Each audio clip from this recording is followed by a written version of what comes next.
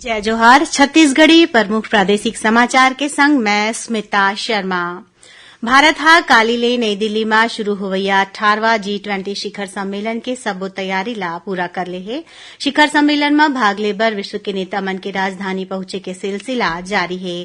प्रधानमंत्री नरेंद्र मोदी 3 दिन तक विश्व के नेता मन संग 15 ले ज्यादा द्विपक्षीय बैठका करही। राजनांदगांव जिला के ग्राम ठेकवा में भरोसे का सम्मेलन कार्यक्रम में राज्यसभा में नेता प्रतिपक्ष मल्लिकार्जुन खड़गे और मुख्यमंत्री भूपेश बघेल हा राजनांदगांव मोहला मानपुर अंबागढ़ चौकी और खैरागढ़ छुईखदान गंडई जिला बर 355 करोड़ रुपया ले ज्यादा के लागत के आने विकास काम के भूमि पूजन और लोकार्पण करेन।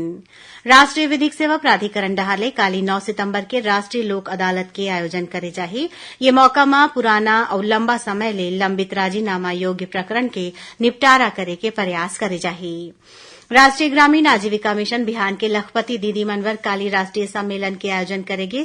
एमा केंद्रीय ग्रामीण विकास और पंचायती राज मंत्री गिरिराज सिंह वर्चुअल रूप ले शामिल होइन। सम्मेलन में छत्तीसगढ़ के दूजन माइलोगिन दंतेवाड़ा जिला के गीदम के जानकी यादव और बस्तर जिला के नैना के कहानी साझा करेगी। छत्तीसगढ़ राज्य ग्रामीण आजीविका मिशन बिहान के तहत डिजिटल फाइनेंस के क्षेत्र में सुघर काम करैया और दुरिहा क्षेत्र में बैंकिंग सेवा देवैया 15 जन बीसी सखी मन ला आज रायपुर में सम्मानित करेगी। मुख्यमंत्री भूपेश बघेल आज रायपुर में छत्तीसगढ़ बुनकर शिल्पी संघ डहार ले राखे गे राज्य स्तरीय बुनकर सम्मेलन में शामिल होइन। आज अंतर्राष्ट्रीय साक्षरता दिवस है। मौका में प्रदेश में कतकुन कार्यक्रम आयोजित करे जावत है। राजधानी रायपुर में राज्य स्तरीय वेबिनार के आयोजन करेगी।